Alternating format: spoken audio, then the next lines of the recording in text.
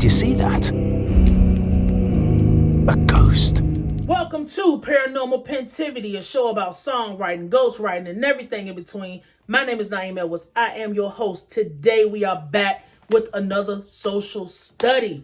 We're talking about the internet today and how the internet completely changed the trajectory of music, changed artists, changed history, changed everything that's got to do with music. But I'm going to focus on rap music because that's what we do over here. And that's the biggest genre. So if you don't know anything about the internet, when the internet was created or invented or whatever, you got to go all the way back to like the 60s and shit. The internet was not something that you could go buy a laptop and get on the laptop and just pull up your favorite website and it's like, hey, we're doing internet stuff, guys. No, the internet was a tool that was primarily used by the government and the military to communicate and store information. It wasn't something that everybody had access to. When you move a little bit forward, when the personal computer came out, still the internet was reserved for businesses. The internet was reserved for people who had shit going on. It wasn't no marketplace. It wasn't none of that other shit. You know, the personal computer was made for people who had office jobs and shit like that. If you remember IBM and Microsoft and Bill Gates and stuff, that's when all that shit came into play. You move a little bit forward.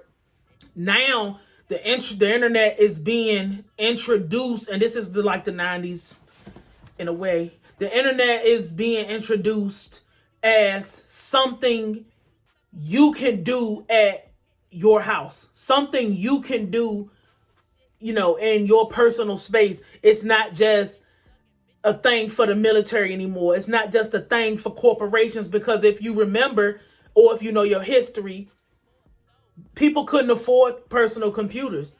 Personal computers were literally $1,000 for something that had a screen about the size of the average cell phone today. And it only did like 2 or 3 things. It wasn't no browsing. It wasn't no this, like compute, documents. That's about it. And storing information. You remember the floppy disk. You remember all these things and shit. Floppy disk and CDs and all this stuff didn't come into play until it was time to put a personal computer in people's actual houses. Then American Online came. Amazon was the biggest thing for books. So now the internet started to be marketed as something that regular everyday people would have a use for. Now, aside from regular commerce, because there was only like 4 or 5 stores. And I remember one of those stores obviously being Amazon. Another one I think might have been Sears, Roebuck and Co. It might have been Montgomery Ward. In like Bell Atlantic. There was only a few people who had retail commerce going on the internet. When we hit the 90s, that's when the introduction of the .com came. And everybody was able to, the .com bubble and all of this stuff. And don't quote me about the 90s with Google, but Google became a thing. You had Yahoo, you had Ask Jeeves, you had this. Now the internet is a place where we have not got to social media yet, where social media is just this big thing or whatever. Because before we had social media, let me stop there. Let's finish the point about what was happening on the internet. Commerce, email, .coms, regular, like the .com bubble was so crazy.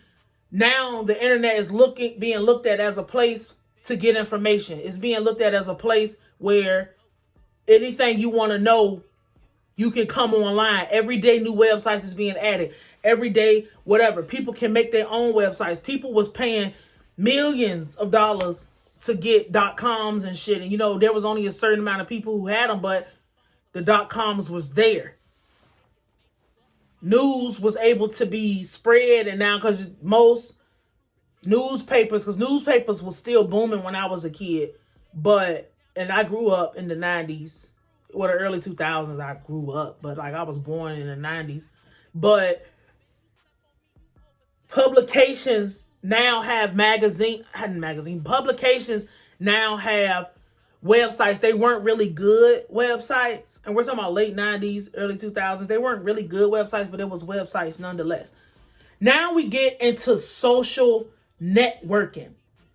Social media it's not new at this point, but social networking, this was meant for if you was in college and you wanted to link up with other people who had business ideas and y'all could share ideas. We can share information. I can network, but we can network on the internet. It was about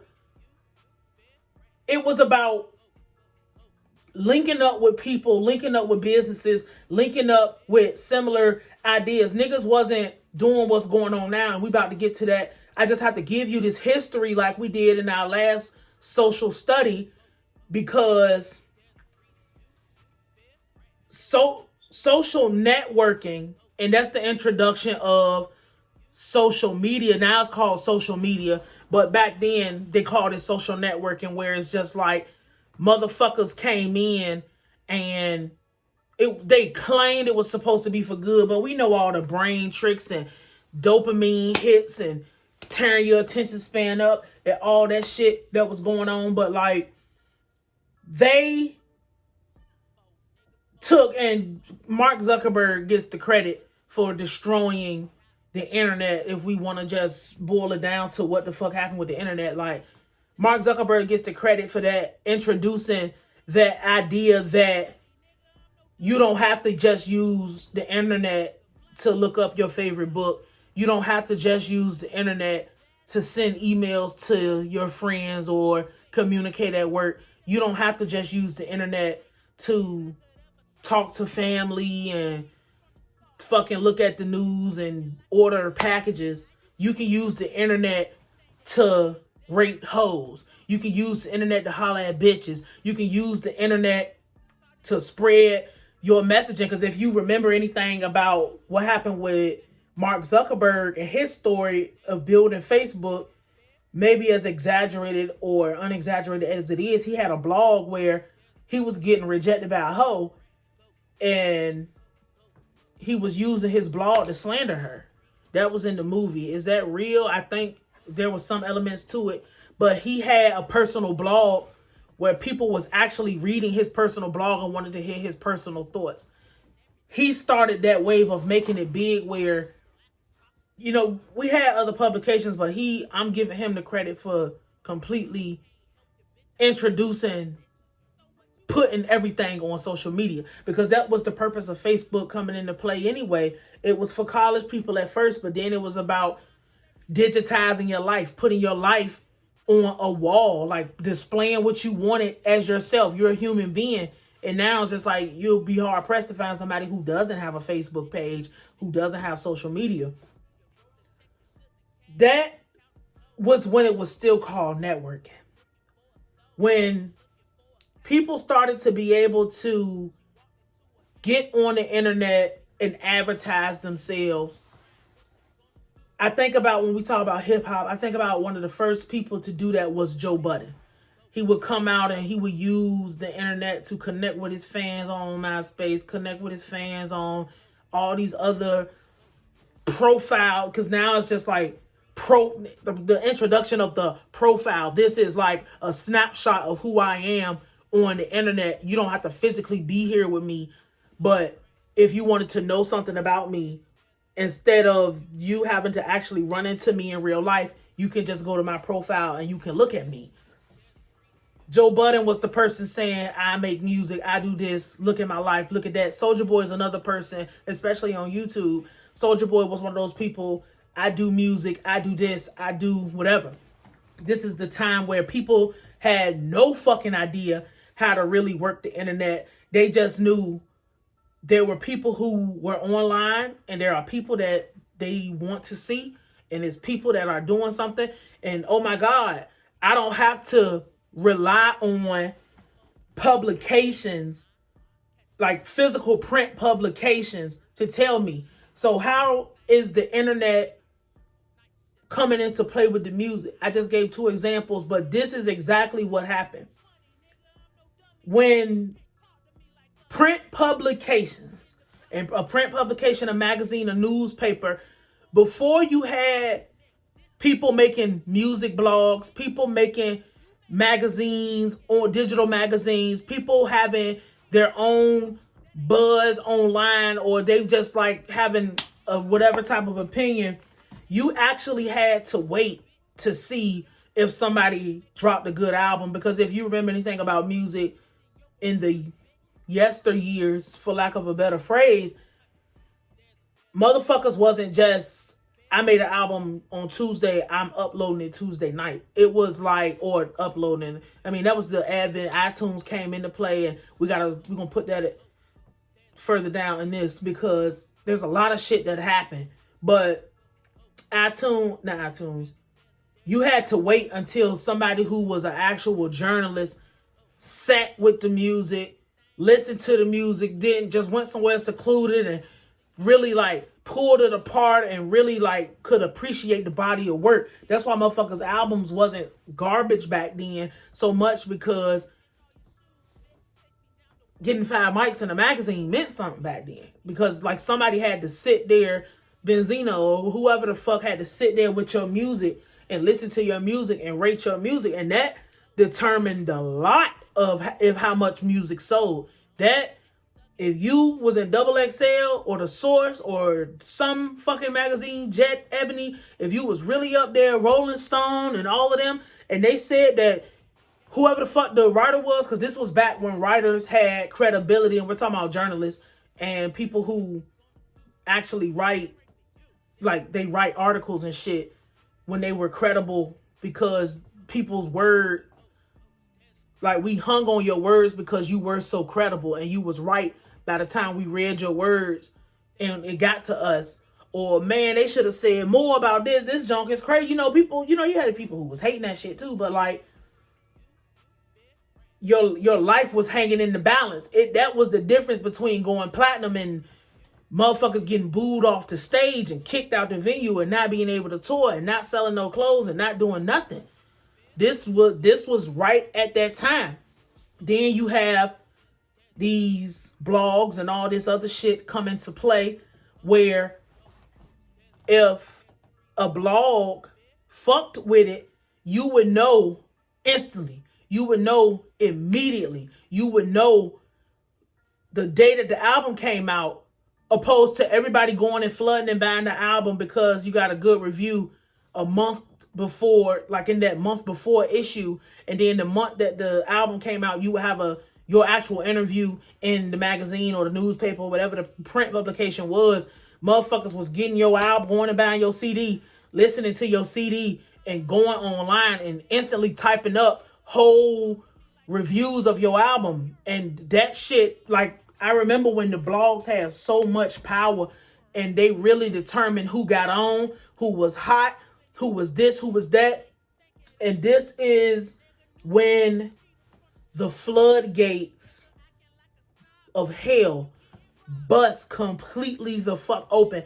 Because now what the internet did, and I saw somebody put this as a comment on another one of my videos, and they're absolutely right. I'm sorry, I do not remember who wrote it, but shout out to you.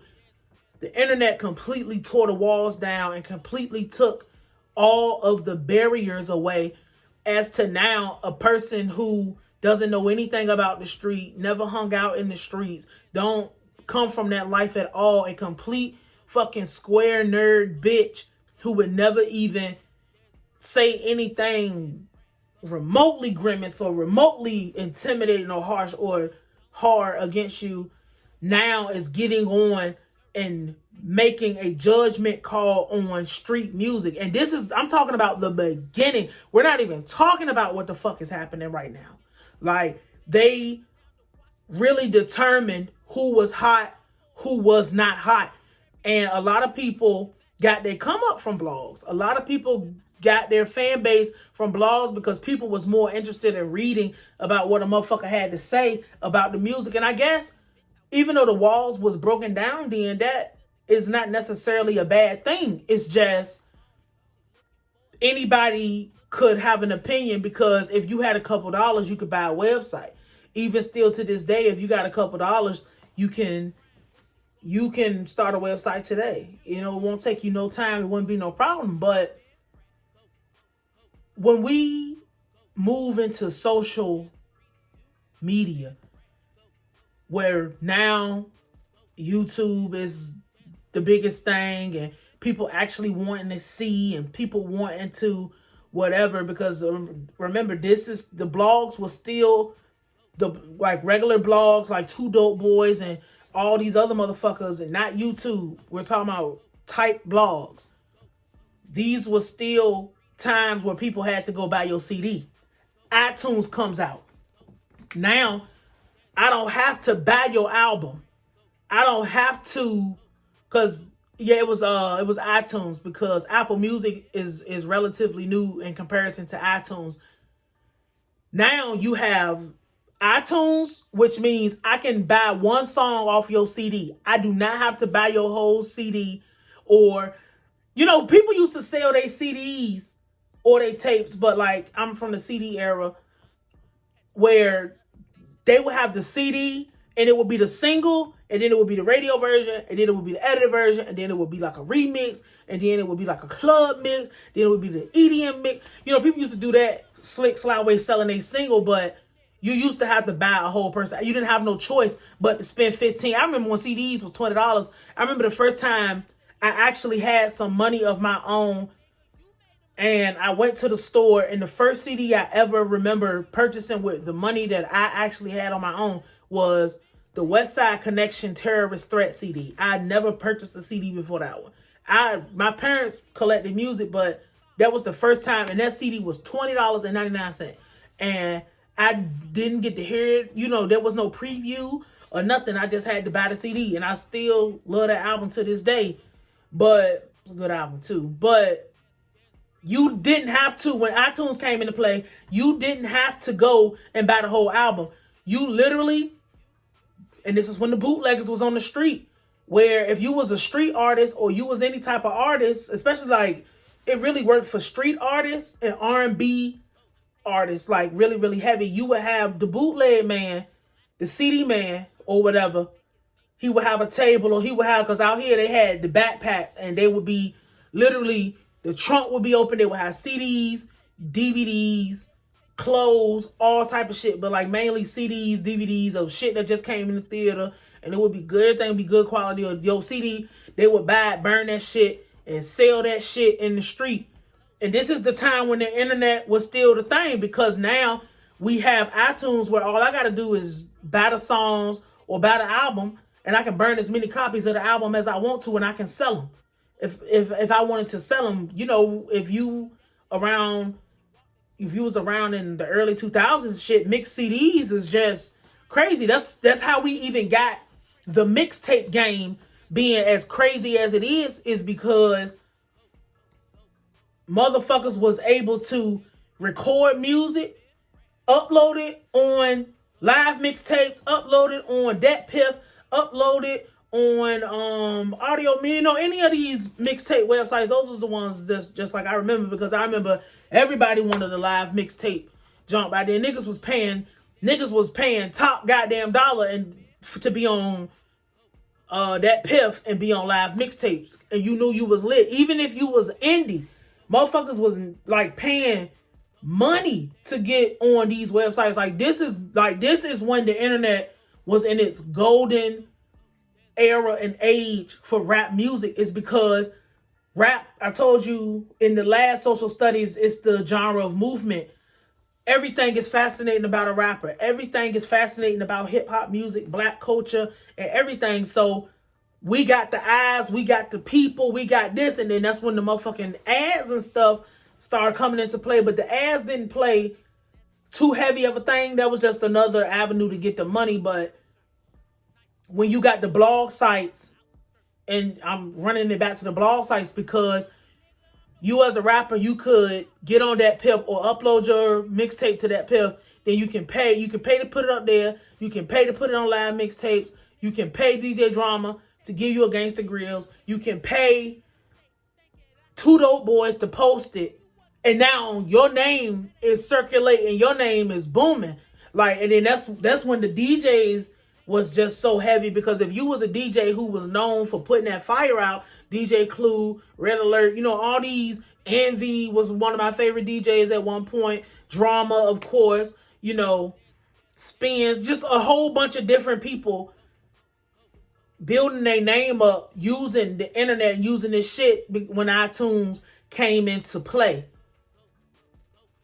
But that also took money away, because now instead of $21, $15, $19, $1, $2, you'll have a hot single. Ringtones was coming into play, Soulja Boy and all that stuff. And it was a lot of ways to get money.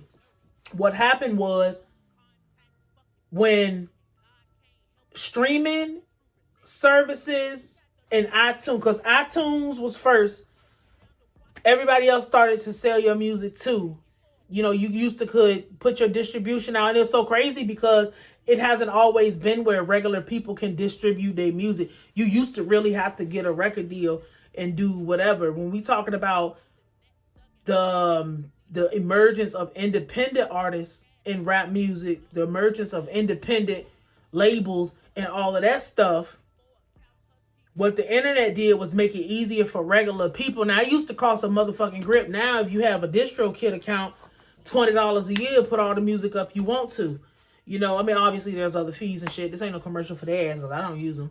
But with the emergence of people being able, like regular people being able to jumpstart their music career, and at the very least, get your music on the same platform as Nicki Minaj.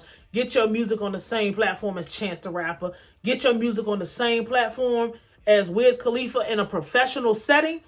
This is when shit started to shift. Now we got people taking, something's in my eye.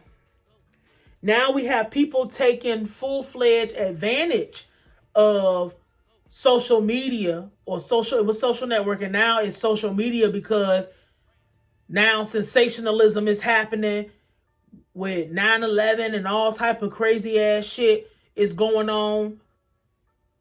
Now I'm able to get everything out to people as fast as, because you used to have to wait until the next day to see something, or you used to have to cut the TV on to watch the news. That's how people consume the information. Now I can get my music out and get my opinion out and get my bad news out, because if we have good, obviously good things do not last forever. Bad is, there's gonna be balance. There's gonna be bad if you have good. People start using the internet to be silly.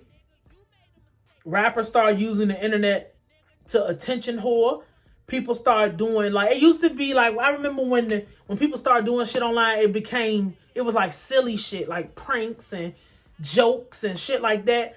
But then as sensationalism took over, shit started to get very serious. People start using it to talk about the sad shit in their life. People start using it to post up, oh, it's not real. Their life's a highlight reel, guys. This shit is real. This music is real. And like all of this plays a point in music, because at the end of the day, regular people are musicians too. When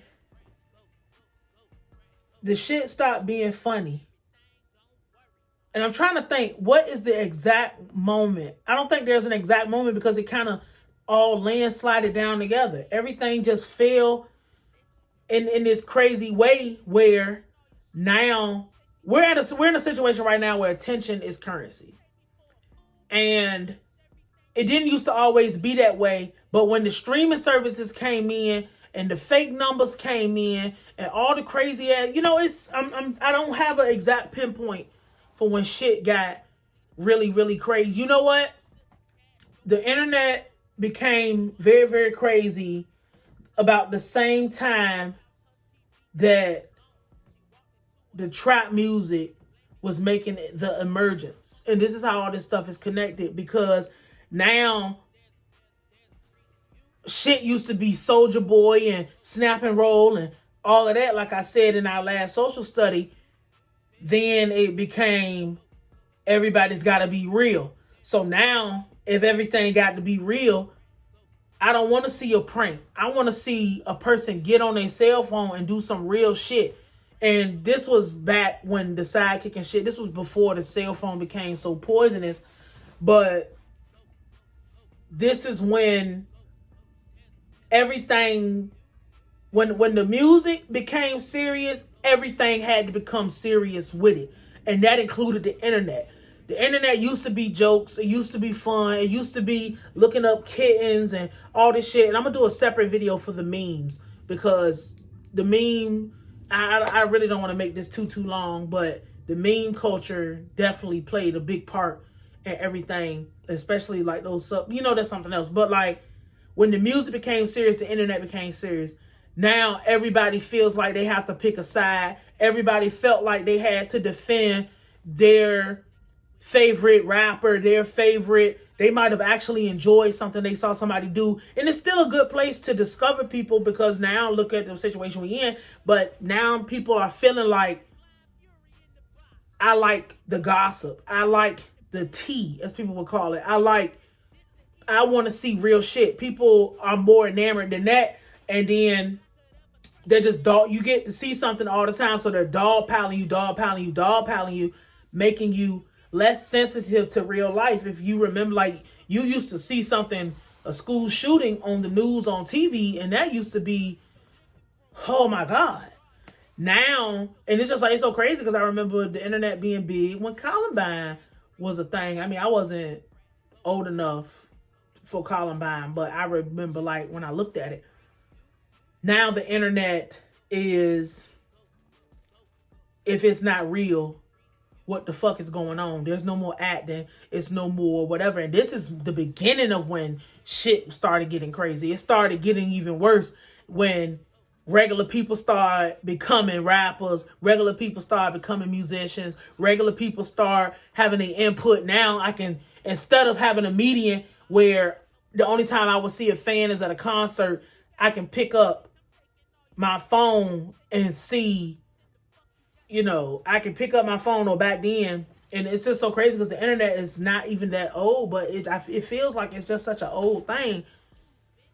You can pick your laptop up and open, and if you remember media takeout, motherfuckers just completely putting slander on your fucking name, completely lying about the situation. Now they have access to go get your baby mama, get your baby daddy, listen to your old manager, all this stuff. Now it's just, it became, everybody had too much access. And this is what ruined the music. Everybody has too much access to everything. I don't want to make this too long, unless you still at this point.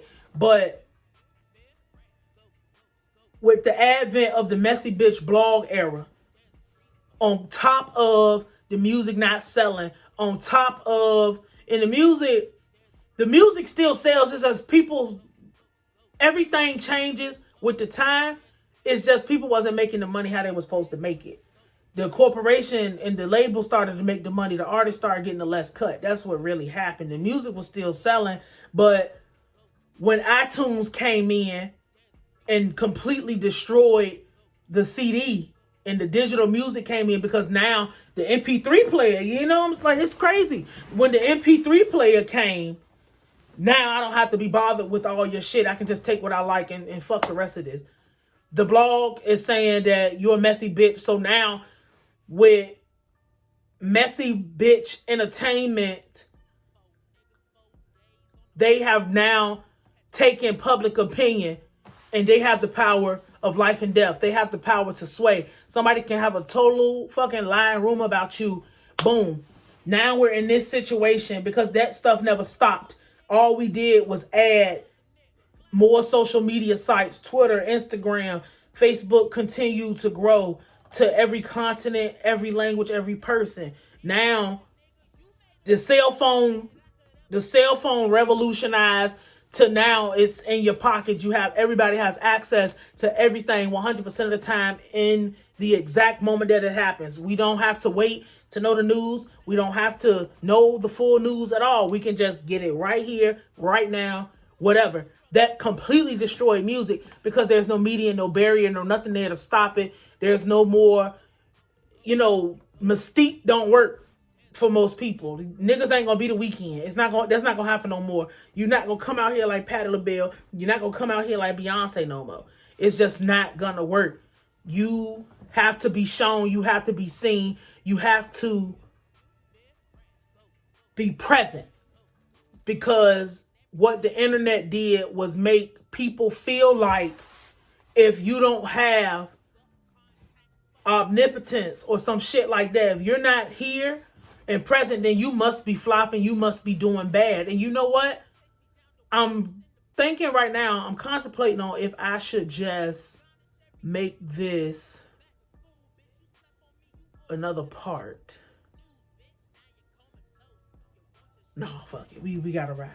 Because we're gonna do another part. We're just gonna talk about the internet here. I'm about to do another part about the cell phone, because the cell phone is crazy. Yeah, we're gonna do memes, we're gonna do cell phone. So we're gonna wrap this up right here.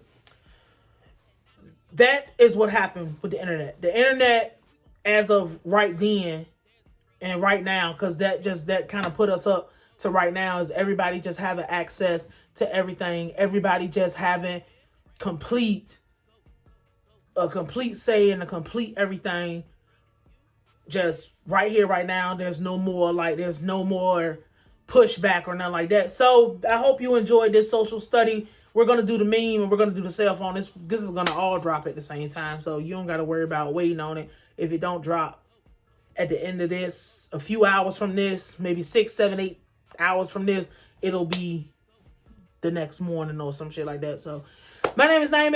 I'm going to holler at you. Did you see that? A ghost.